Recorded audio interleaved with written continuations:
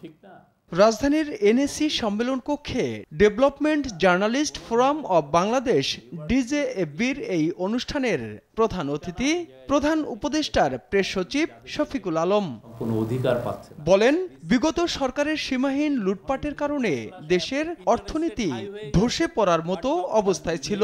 সে ভগ্নদশা থেকে গত 6 মাসে দৃশ্যমান উন্নতি করেছে অন্তর্বর্তী সরকার। আমাদের যারা ডেভেলপমেন্ট, আমাদের যে কি অপচয় হয়েছে, এই অপচয়ের ঘানি তো আমাদের পুরো সবাইকে টানতে হবে। এই অপচয়কে করানোর জন্য আমাদের ট্যাক্স বাড়াতে হচ্ছে। পরপর 2টা মাস আপনি দেখেন ইনফ্লেশন কমছে, এবং আমরা আশা করছি এই ফেব্রুয়ারি অনওয়ার্ড আরও কমতে থাকবে, এবং বাই জুনের মধ্যে এটা 7%-এর কাছাকাছি আসবে। অর্থনীতির উন্নয়নে বিদেশি বিনিয়োগ বাড়ানোর কোনো বিকল্প নেই বলেও জানান তিনি। এই গভর্নমেন্ট করাপশনকে ট্যাকেল করছে, তো ফলে আমরা আশা করছি সামনের দিনগুলোতে আপনি প্রচুর ফরেন ডাইরেক্ট ইনভেস্টমেন্ট দেখবেন। এ সময় তিনি বিদ্যুৎ খাতের শৃঙ্খলা ফিরিয়ে আনার উপর গুরুত্ব আরোপ করেন।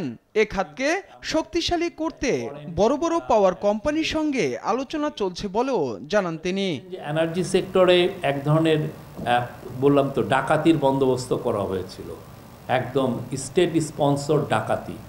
তো সেই জায়গাটায় যেই জায়গাটা করা হয়েছে, যে লটার মাধ্যমে এটা করা হয়েছিল, সেই লটাকে স্ক্র্যাপ করা হয়েছে, এবং নো ইলেকট্রিসিটি নো পে এই সিস্টেমে আমরা যেতে চাচ্ছি। বৈদেশিক বিনিয়োগ আনতে চট্টগ্রাম বন্দরের দক্ষতা বাড়ানো হবে বলেও জানান শফিকুল আলম।